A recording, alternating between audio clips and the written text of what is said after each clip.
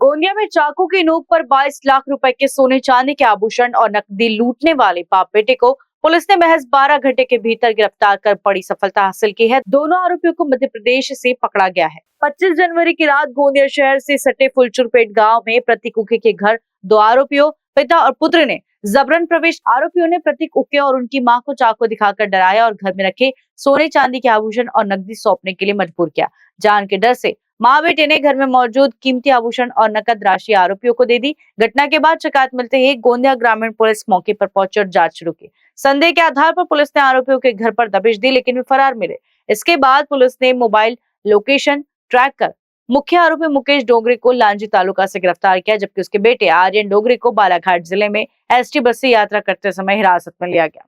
Police ने आरोपियों के pass से चोरी किए गए सोने चांदी के आभूषण और नकद राशि बरामद कर ली है। हा जबरी चोरीचा प्रकार आहे। दिनांक 26/1/2026 रोजी गोंदिया ग्रामीण पोलीस स्टेशन अंतर्गत सेलटॉक्स कॉलनी येथे रात्री 12:30 वाजता एक जबरी चोरीचा प्रकार घडला होता।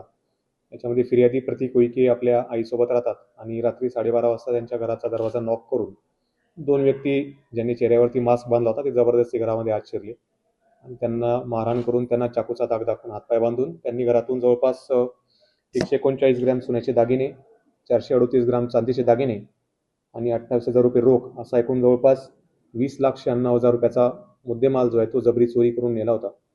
या घटनेची माहिती मिळताच क्राईम ब्रांच आणि लोकल पोलीस स्टेशन यांनी घटनेचा तपास सुरू केला आणि दुसऱ्याच दिवशी सकाळी 2 संशयितांना ताब्यात घेऊन त्यांची घरझडती घेतली असता त्यांची चौकशी केली याच्यामध्ये आणि चौकशीनंतर त्यांना सोडून देण्यात आले, परंतु त्यानंतर पुन्हा एकदा त्यांचे वर्तन संशयास्पद वाटले। त्यांचं लोकेशन करून त्यांना अटक केली असं त्यांनी घटनेची कबुली दिली आणि जवळपास पूर्ण 20 लाखाचा मुद्देमाल त्यांनी काढून दिलेला आहे।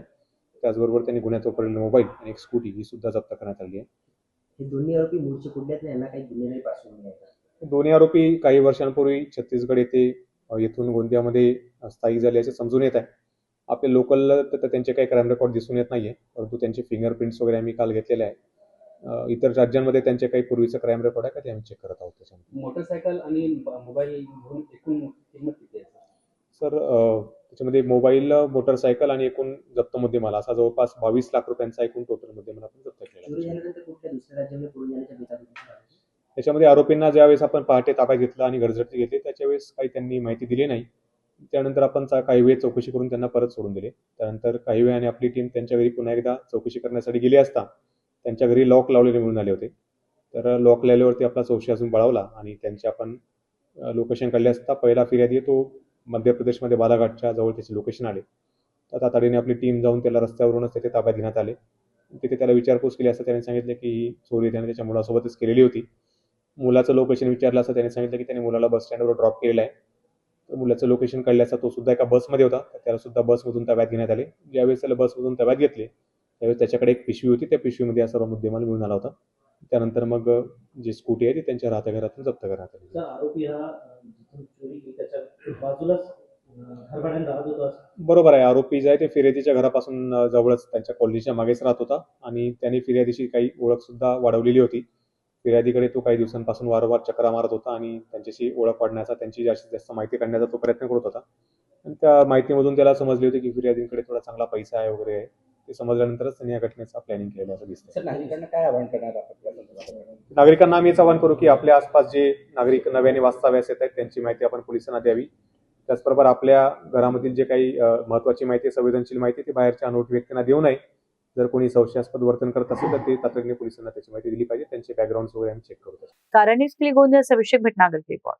क्या आपका घर सिर्फ दीवारों से बना है या उसमें झलकती है आपकी सोच, आपका स्टाइल और आपकी पहचान? तो अब वक्त है आपकी ड्रीम होम को एक डिजाइनर रियलिटी में बदलने का। जी हाँ, डिजाइलो होम्स लेकर आया है इंटीरियर एंड एक्सटीरियर होम की दुनिया, जहां आपकी कल्पना ही है आपकी सीमा। Be unique, get bespoke, get value for your money. हम हैं आर्किटेक्ट्स एंड इंटीरियर डिजाइनर्स जो आपके घर को सिर्फ सुंदर नहीं बल्कि शानदार और स्मार्ट बनाते हैं। हर दीवार, हर कोना बोलेगा आपकी कहानी। आधुनिक डिजाइन, प्रीमियम क्वालिटी और परफेक्ट फिनिश के साथ। For more details contact them on 8600017489। इनका पता है डिजाइलो homes, block number 21, Tulsi apartment, telephone exchange square, CA road, Nagpur. डिजाइलो होम्स, जहां आपका सपना बनता है खूबसूरत हकीकत।